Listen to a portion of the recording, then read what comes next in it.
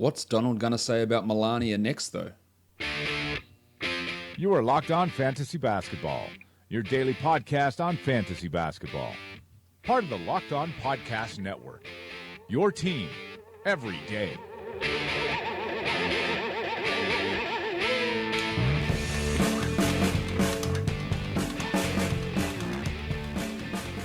Hello and welcome to the Locked On Fantasy Basketball podcast brought to you by Basketball Monster. My name is Josh Lloyd and I am the lead fantasy analyst at basketballmonster.com, and you can find me on Twitter as always at redrock_bball. Today we're back with another week of fantasy off-season, preseason content. Going to be carrying over from the podcast we did on Friday where I looked at players who could potentially find themselves in worse situations this season in the Eastern Conference. Today we're going to be looking at the Western Conference and players who find themselves in suboptimal scenarios for this upcoming season. Michael Bolton. Let's get to it. Let's get to it, indeed. We'll start talking about that, but just a reminder that the Red Rock Dynasty League drafts, rookie drafts, all started. Some of them have finished. I'm going to be looking at some ADP data for those later in the week. Some of the new Red Rock Dynasty Leagues have started drafting. The Gary Payton division started today. The Mark Blunt division started today. I think there was probably one more that actually started today. Billy Owens, I believe, is starting today as well. So 3 of those dynasty leagues are kicking off. So good luck to you if you are in those leagues. Let's talk about these players who do find themselves potentially in worse situations heading into this season. And we'll start with the Dallas Mavericks and Wes Matthews. Matthews last season played almost 34 minutes per game and was the 106th ranked player overall for the Mavericks, averaging almost 13 points with 3 rebounds and 3 assists. He wasn't efficient, shooting just 40% from the field. 38 from 3 is pretty good, but overall a true shooting of 54%. But of course, the Mavericks' backcourt rotation, it looks a little different this season. Yes, Yogi Ferrell has gone to Sacramento, but of course Luka Doncic comes in, and I imagine that Doncic will be starting alongside Dennis Smith in that backcourt, and that's either going to mean one or two things: that Wes Matthews moves to the bench, a possibility, or he pushes up to the 3 with Harrison Barnes, the pencil, moving to the 4. And I think probably that's the most realistic scenario, with Dirk Nowitzki moving to the bench. We'll have DeAndre Jordan starting at center.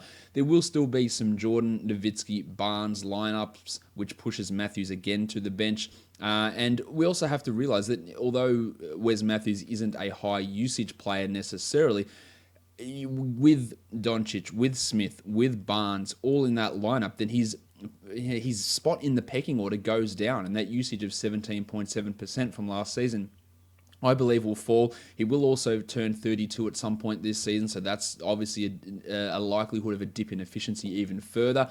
And something that had increased Matthews' value over the past couple of seasons was an increased responsibility with the ball in his hands. Now, of course, with Doncic in that role, playing basically that exact same role, Matthews is going to have even fewer opportunities to get assists. And by no means is 3 assists per game a huge amount, but he would have stretches that get 4 per game at times, and I don't think he's going to have that same level of opportunity for this coming season, as he just doesn't have the ball in his hands as much, with Doncic getting more of those assists along with Dennis Smith Jr. So I think that Matthews, another year older, a player coming in, playing ostensibly his position, he's still going to have value. He's still probably going to play 30 plus minutes, whether that's as a starter or as a bench guy, but it's just one step down the pecking order, a reduction in assist numbers, potentially a reduction in efficiency numbers as well, and all that could hurt his overall value. So I don't think anyone could make the argument that Wes Matthews is in a better position this season, and I think his value does dip on this Dallas Mavericks team for the coming 2018-19 season.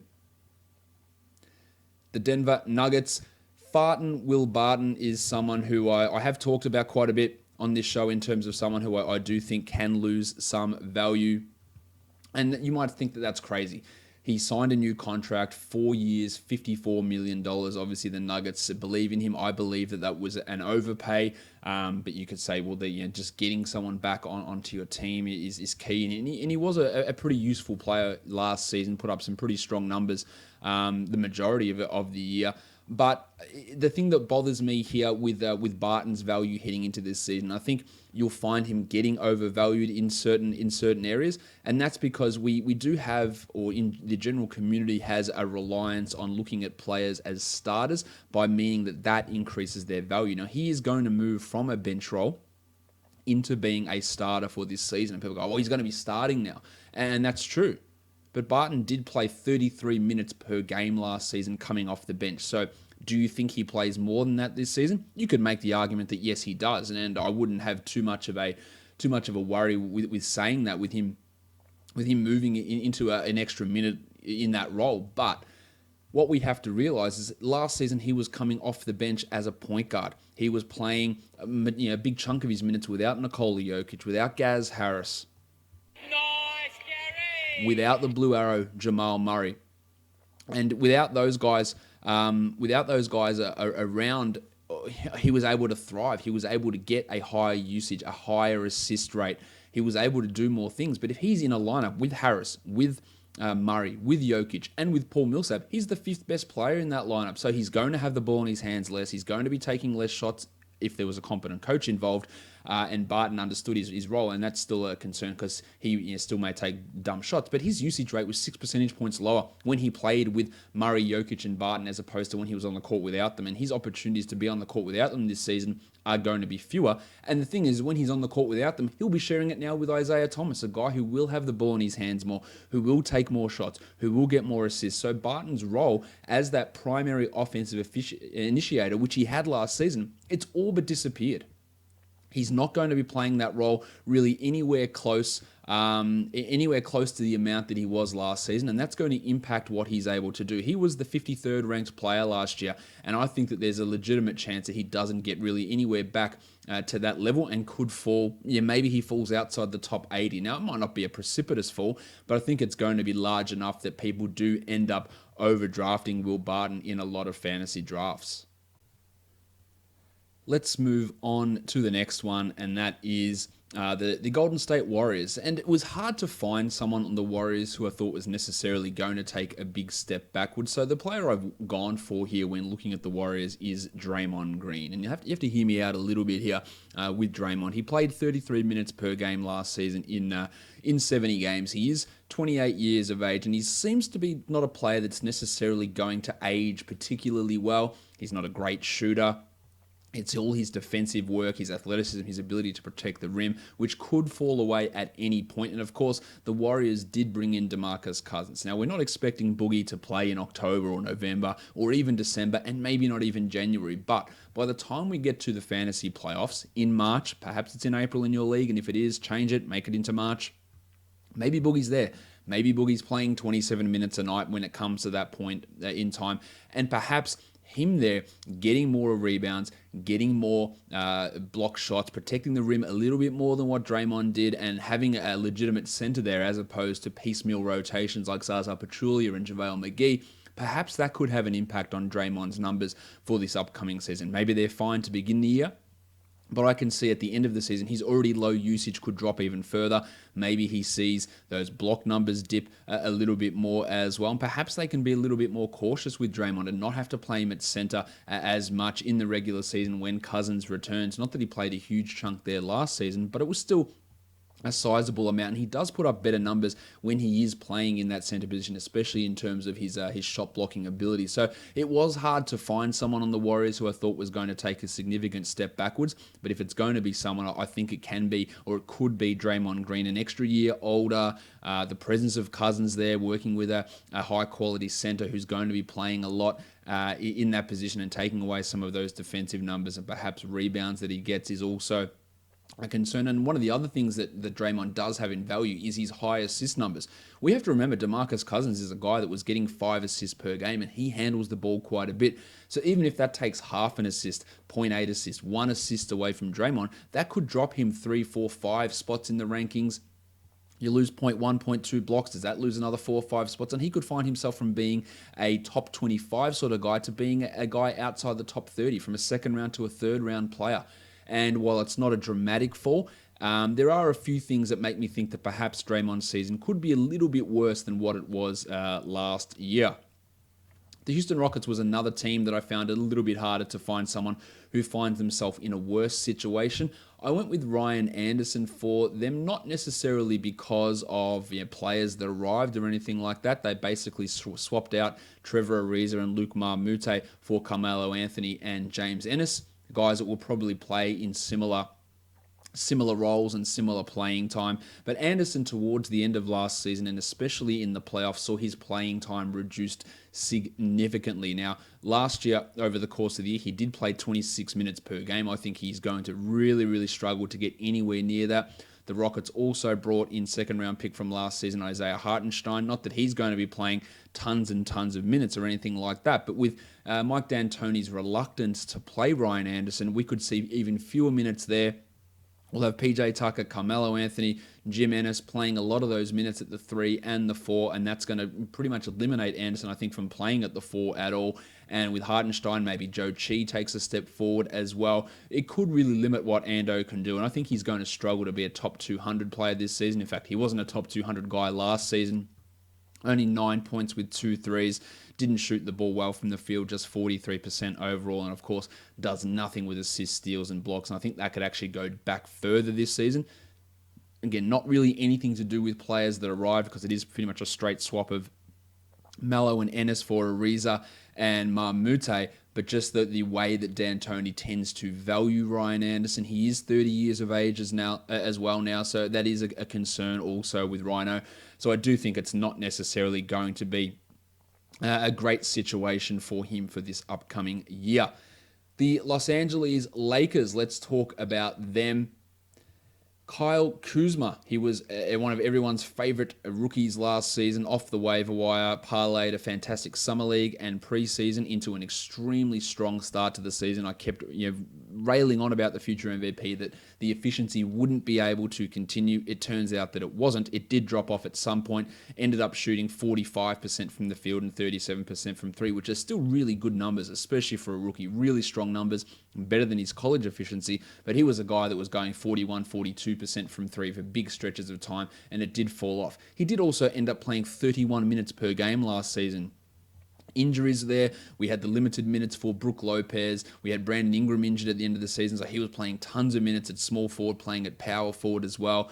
But this season, I think things are a little bit different for Kuzma. I think him getting to 31 minutes per game is going to be challenging. He likely won't be starting on this team. You'll have Brandon Ingram and LeBron James at the 4. Then you'll have JaVale McGee at center. They brought Michael Beasley in there, who will probably get minutes, I would assume, in that front court rotation. And yes, Kuzma can play at the 3 as well, but won't they want to play Lance Stevenson there? Incorrectly, but they probably will want to play Lance there. So while I don't see Kuzma being eliminated from the rotation, that's not going to happen. I just think he's going to find it hard to exceed what he did last season. There could be a dip in shooting percentages with those numbers. Maybe they're not as representative of what he is as a player. Plus, getting that same level of playing time without significant injuries to LeBron or to Ingram or to Beasley, or if Walton just puts Beasley and Stevenson out of the rotation completely, something that seems somewhat unlikely at this point. I think that Kuzma could find himself, if not going backwards, but at least stagnating in terms of production. And I don't think he is going to be a guy who is a top 100 player for this coming season. Last season, he was actually the 105th ranked player. I don't see him getting better than that, and I think we're going to see some of his playing time dip with those other guys brought in around him, and the way that Luke Walton could potentially use it. And we assume some decent health for Brandon Ingram, who missed big chunks of last season. We have to remember also, before Ingram got injured at the end of last season, Kuzma had seen his role decrease, but then Brando went out, Kuzma moved in, played starting small forward, and saw the value rise back up. So I think it's an interesting one for Kuzma, and he does have the feel of someone who may get overdrafted in fantasy drafts as we head into this season. Staying in LA, let's look at the LA Clippers, and we'll go with Milos Teodosic, a guy that I thought had pretty decent potential last season, especially when Patrick Beverley went down. But it wasn't to be. He dealt with a foot injury, a plantar fascia injury for most of last season, only played 45 games and 25 minutes per game. The 170th ranked player, averaged 9 points with 4.5 assists, shot the ball well after a poor start, 38% from 3, still only 42 from the field, but he was going at like 25% from 3 for a big chunk of the season. Started to get that going. But of course, the Clippers, they bring back Lou Williams, they bring back Avery Bradley, they bring back Patrick Beverley. There is Shai Gilgeous-Alexander, who they drafted there as well. Jerome Robinson as another lottery pick guard. So I think Miloš is going to find it hard at 31 years of age to get those 25 minutes per game he played last season. I would imagine that Lou Williams, Pat Beverley, and Avery Bradley are your 1, 2, and 3 guards in no particular order, leaving Miloš to be that fourth guy, and it very well could be the case that Shai does take over that role from Teodosic at some point this season. Miloš was only partially guaranteed for this season, but he picked up that player option, and then the Clippers fully guaranteed that contract. Doesn't mean he can't be waived. They did just trade away Sam Dekker today to try and trim that roster. There is still probably one guy left that does need to go. Maybe that is Miloš, and he could find himself on another team with a situation that is a little bit better for him, but that hasn't been determined at this point. We also had Sendarius Thornwell, who played pretty well last year as a backup guard, who could be pushing into some playing time there also. So all signs don't point to good things for Miloš for this coming season with the way the Clippers roster is currently constructed. Let's talk about the Memphis Grizzlies. I want to talk about JaMychal Green, who had a big opportunity last season with Zach Randolph gone. He was penciled in as that starting power forward, had protracted negotiations with his contract, suffered a knee injury early in the season, ended up playing not as many games as he would have hoped, only 55 games and 28 minutes, and not productive. The 160th ranked player, 10 and 8 with half a steal and half a block, inefficient. I don't think he's a very good player. I've said this plenty of times. I don't value him as a high value asset. And now, after the Grizzlies bring in Triple J, Jaren Jackson Jr., I think that JaMychal's going to struggle to get that level of playing time. They signed Kyle Anderson, who is probably best suited as a 4 rather than a 3, although he will likely be their starting 3. If Chandler Parsons can get any semblance of health, he's going to play minutes at the 4. I think JaMychal is going to really struggle to get that level of playing time that he saw last season. He's older than many people think. He has turned 28 already. He's not a high volume scorer. He's not a defensive stats guy. He's not a high efficiency guy. He doesn't have great per minute numbers. And those minutes themselves are going to drop down, I would believe, this season as we see Jackson play as the backup center, but also has a real chance to be the starting power forward for this team at some point. And if not starting, at least taking away 3 to 4 of those minutes that Green plays in that position. And that's going to limit what he can do. I think his time as being even close to a borderline standard league guy are probably done at this point in his career, unfortunately. Let's look at the next team. We're going to talk Minnesota Timberwolves.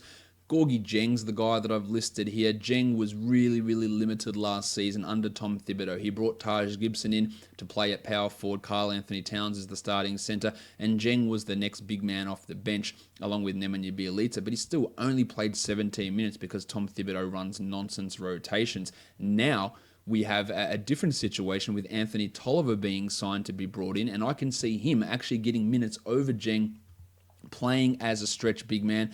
I can see that being a real problem for Gorgui now, who was a guy who I have really liked as a fantasy guy, has top 50 potential if he plays 30 minutes, gets steals, gets blocks, has high field goal and free throw percentages, rebounds the ball really well. But I really worry about how this situation looks for him. They also drafted Keita Bates-Diop. Of course, we'll have to wait till about 2025 for Tom Thibodeau to give him any playing time, but another guy that plays that position that Dieng played, I think that he's going to see his playing time drop, and Gorgui will only be exclusively the backup center. I don't think he'll play much at the 4 at all, with those minutes going to Tolliver, and that's going to limit. And if Towns is playing 37 minutes a night, Big Shaq's quick maths will tell us that it's only 11 minutes available there for Gorgui at backup center, which is going to be really, really tough to have him in any sort of fantasy league, let alone any dynasty format that uses real salaries, considering he's on about $15 or $16 million per season for this upcoming year. So not a great situation for Gorgui Dieng with that signing of Anthony Tolliver in Minnesota.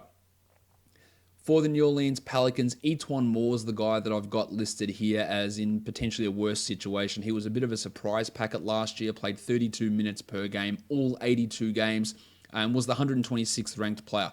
Averaged 12.5 points, a steal, 2.3 assists, and was incredibly efficient. 51 from the field for a starting small forward is great. 43 from 3 is also fantastic. But remember, we have a different situation here in New Orleans now. Yes, Rajon Rondo is gone, But he is replaced ostensibly by Lord Alfred Payton. They brought in Julius Randle. There's Nikola Mirotic there, who wasn't there for all of last season. And I've heard some rumblings that they're going to be trying some Mirotic, Randle, and Anthony Davis combinations with Nick playing at the 3, which is going to impact what Etuan Moore can do there. I think he probably loses some playing time for this upcoming season. I don't think the efficiency can necessarily stick at that sort of an elevated level, and he just doesn't do much in any other area. So I think expecting a top 130 finish for Etuan is probably wishful thinking. He can still be solid, and perhaps we don't see much of a drop in playing time, and we don't see Mirotic being run at the 3 at all. I think that's a possibility. The other thing that we have is that Solomon Hill missed all of last season, and he was a guy that was the starting 3 or penciled in as a starting 3 before last season, and it's unlikely that we're going to see him be as limited as he was last year. So that could have an impact on Etuan as more. So while he's not a high fantasy asset by any means, he was a top 150 guy, meaning he had standard league value, and I don't think that will necessarily be the case for this upcoming season. On the Oklahoma City Thunder, I've put Nerlens Noel in here now. He is a guy, of course, that wasn't on OKC last season, played in Dallas, played sparingly in Dallas, but also in the end ended up putting up some decent enough performances, especially towards the end of last season in Dallas, showing us what he can do, getting his steals, getting his blocks, being able to put up some okay numbers at times. He had an 8 and 14 game in 26 minutes. He had a stretch of 5 or 6 games in a row to end the season with big defensive numbers: 5 steals, 3 blocks, 2 steals, 2 blocks, 4 steals, 1 block, then a steal, then a block, and then 1 and 1 in his last 7 games for the season. Really showing what he could do, where he played over 20 minutes in 6 of the last 7 games. The problem now, he goes to OKC to be Steven Adams' backup. Not likely to get minutes there. Will they look to play him at power forward instead of Jeremy Grant or Patrick Patterson? I'm not sure that's going to work that well. He has no shooting ability, no stretch ability whatsoever. So I think that Noel could have gone, if he found himself in another team where he had a battle for the center position and played 25 minutes a night, he'd be a real fantasy asset. He would be a top 100 sort of guy at the very least. Now in OKC, where there's a guaranteed starter who's going to play 33, 34 minutes per night, I think Noel is going to find it really hard to even really get that value back that he had in Dallas, especially towards the end of last season. The Phoenix Suns, this one is interesting. So many wings on this team, and you feel like TJ Warren is going to be the guy to miss out. Not only has he had considerable injury problems in the past, a back injury caused him to miss tons of games last year, only ended up with 65 of them. He played 33 minutes last season per game and was the 83rd ranked player. Josh Jackson saw himself rise in the second half of last season. I'm not a big believer in Josh Jackson. I think I think he really does struggle at times. But they also brought in 2 other wings in Trevor Ariza and McCall Bridges, who are going to eat into TJ Warren's playing time. Not to mention Marquise Chris and Dragon Bender, who aren't going to be playing tons of minutes at center this season. I don't see where Warren is getting anywhere close to the 33 minutes per game. In fact, he may be a player who sees himself tumble down the rankings more than anybody this season. His game is not well-rounded. He doesn't get steals or blocks or assists or hit threes. It comes on scoring, and it comes on high efficiency. And if you're not getting minutes and not getting volume into that scoring, then your value is going to plummet. And I don't think he's probably going to be a standard league guy. In fact, he might not even be a 14-team league guy, depending on how they use Ariza, Jackson, and Bridges. But you could make the argument that at some point this season, he is the 4th of those wings. Maybe it's a stretch to say that Jackson and Bridges are both better than him, but it doesn't necessarily mean better. It's how is Kokoshkov going to use them. Warren is probably still the second best guy there behind Ariza, but if he wants to prioritize Jackson's development and Bridges' development, I'm not really sure where TJ Warren fits into that mix. He still is hasn't even turned 25 yet, so there is still some growth there for Tej, but I'm not really sure that we're going to see that same level of production that we saw last season from him, and it could be a pretty steep drop-off for TJ Warren.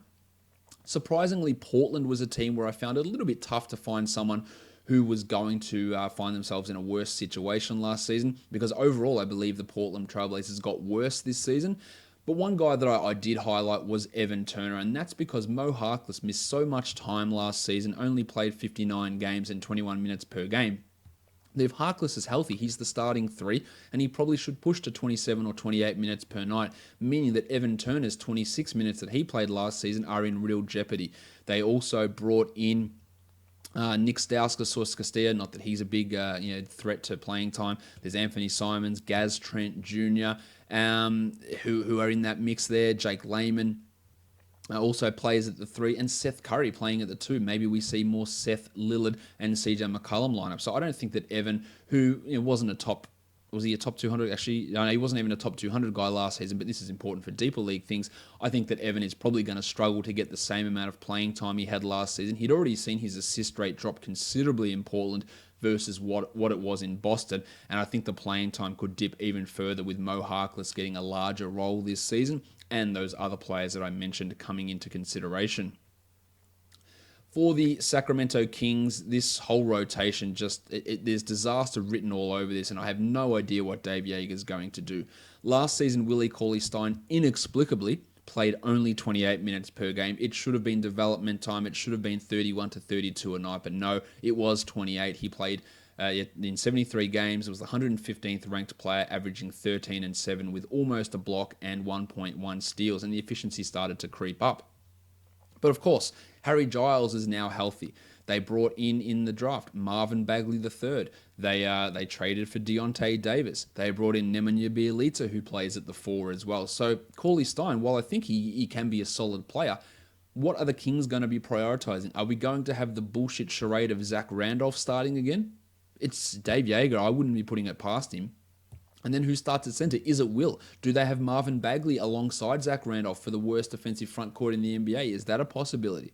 Where does Skal Labissière fit in this mix? So I think the realistic scenario is that Cauley-Stein starts, probably next to Randolph, maybe next to Bagley, but with 2 extra bodies thrown into that front court, which was already a mess last season in Giles and Bagley.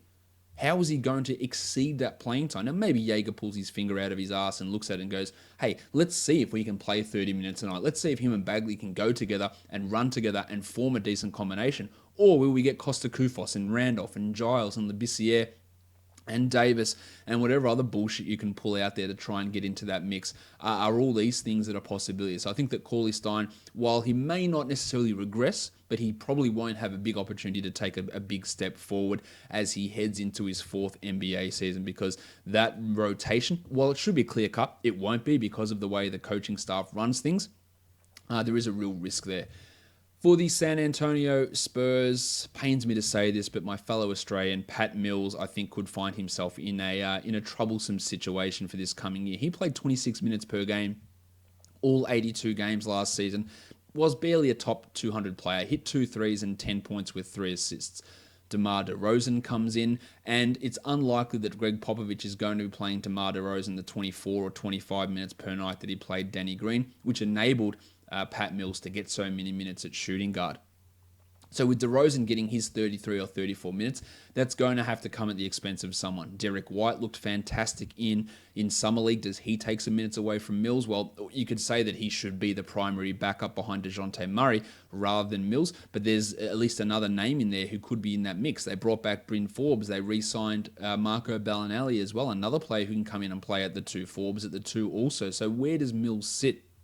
I think he will struggle to get that level of 26 minutes per game that he got last season. Even though the Spurs did lose Kawhi, they did bring in other players, in Bellinelli, in DeRozan, with the ascension of Derek White, with rookie Lonnie Walker IV as well, who plays that same position. I think it's going to be hard for Pat to get that value back and to be that streaming 3-point option he was last year when he knocked in 2 per game. So it's not looking great, I think, for Pat Mills in terms of being able to replicate what he did last season, and that contract could end up looking pretty disastrous by the end of it.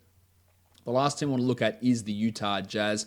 I think that Royce O'Neal, who was a rookie surprise last season and had his moments, ended up only playing 17 minutes per game, but started a big chunk of playing time when Rubio was out. They'd shifted Donovan Mitchell over to point guard. O'Neal, with the hopefully fully healthy Rubio, with a fully healthy Dante Exum as well, with the drafting of Grayson Allen, with the return of Thabo Sefolosha, those minutes he was getting at the 2 and at the 3, it might be a little bit hard for him to get that same level of playing time. Now, he is in his 2nd season.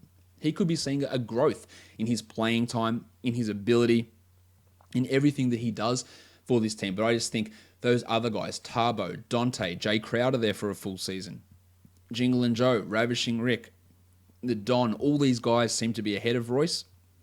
I'd put Royce ahead of Grayson and ahead of Alec Burks at this point, but that might not be the case all season, and Grayson could take that step ahead of O'Neill. So again, for those of you in deeper leagues, in dynasty formats, I think that O'Neill saw almost a perfect storm of him being able to produce, did it well, really fantastic defensive stuff, but this coming season, finding that spot in the rotation for him every night is going to be a much tougher challenge for Quinn Snyder. That will wrap us up for today, looking at the worst situations in the West for players. If you disagree, let me know on Twitter at redrock_bball and Instagram at LockedOnFantasyBasketball. Make sure you are subscribing and leaving a 5-star review. Do that on Apple Podcasts, Google Play, TuneIn, Stitcher, Spotify, and on YouTube. Smash subscribe, hit a thumbs up, leave a comment, share, tell your friends, all that stuff. You know how it goes. Good luck in the drafts, rookie drafts, dynasty initial drafts. Plenty of stuff coming. I've planned out podcasts all the way through the start of the regular season. Tons of content coming for you guys, but I'm always open for suggestions.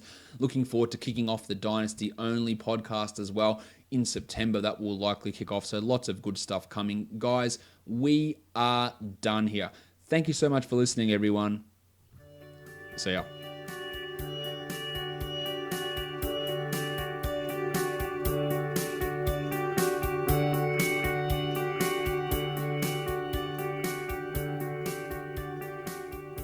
Jamal Crawford.